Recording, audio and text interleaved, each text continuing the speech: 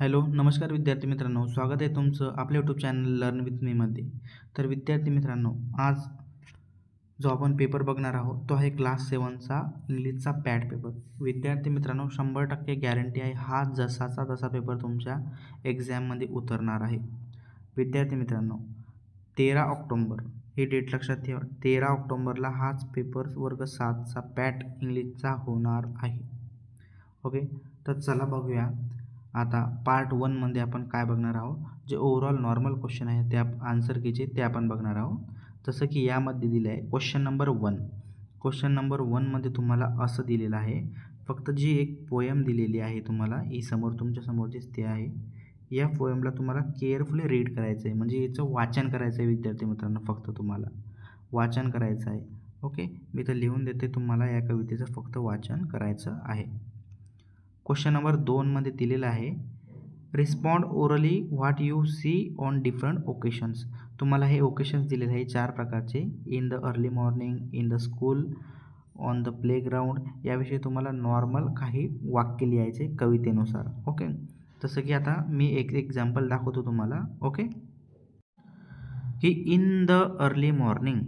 In the early morning विषयी आपण काय लिहू शकतो, the sunrise is east, birds are chirping, people go to walk far, children get ready for school, the air cool and fresh. Okay, आता तसंच आपल्याला question number 2चं पण लिहायचं आहे आणि 3चं पण, on the festival day, in the school assembly. हे तुम्हाला लिहायचं आहे. On the playground. 5 प्रकारचे सेंटेन्स दिले होते. त्यानंतर आपल्याला दिलं आहे रायटिंग सेक्शनमध्ये read the passage carefully and do the activity. आपल्याला 2 ट्रू फॉल्स दिलेले आहे विद्यार्थी मित्रांनो. बघा, a state whether following sentence are true or false. The traveller suddenly came across a fox. तर हे सेंटेन्स ट्रू आहे विद्यार्थी मित्रांनो, true. The other friend did not know what to do. हे पण ट्रू आहे. पहिलं ट्रू आणि दुसरं पण ट्रू झालेलं आहे. तिसऱ्या प्रकारचा क्वेश्चन आपल्याला क्वेश्चन नंबर बी. यामध्ये तुम्हाला सेंटेन्स अरेंज करायचे आहे, म्हणजे क्रमानुसार लिहायचे. जो मी पॅरेग्राफ वाचला असेल त्यानुसार. तर पॅरेग्राफ वाचला त्यानुसार आपल्याला पहिल्या क्रमांकावर 3रं येईल, दुसऱ्या क्रमांकावर 4थं, 5व्या क्रमांकावर 1 नंबर आणि 6व्या क्रमांकावर 2 नंबर.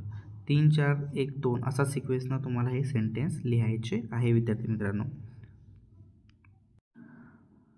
आता या नंबर आपल्याला choose the correct similar word आता लिहायचे आहे. जसे की ट्रॅव्हलरचं आपण जर्नी, प्रवास करणे म्हणजे पण जर्नी, ट्रॅव्हलर म्हणजे पण जर्नी.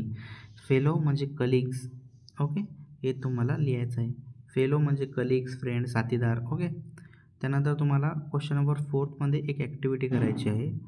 त्यामध्ये तुम्हाला पोएम रीड करायचं आहे आणि त्यावरील जे प्रश्न विचारले त्याचं आन्सर द्यायचं आहे. Choose the correct alternative from the bracket. Okay, the sun is golden, there is a just one moon. Okay, आता read the passage and do as direct activity करायची आहे. सिम्पल 1-1 मार्काचे क्वेश्चन दिले, त्यावर तुम्हाला उत्तर लिहायचं आहे. जसं की pick out the right proper noun from the passage. तसं न्यूटन आहे. Find the describing word. Beautiful आहे picture. Write the plural of childs. इथं यस प्रत्यय लागला फक्त. ओके, त्यानंतर क्वेश्चन नंबर बी दिलेला आहे. तुम्हाला डायलॉग कंप्लीट करायचा आहे. हे आपण याच्या पार्ट 2मध्ये बघणार आहोत. पार्ट 2 लवकरच अपलोड होईल. फक्त चॅनलला सबस्क्राईब करा, व्हिडिओला लाईक करा. चला भेटूया पार्ट 2मध्ये.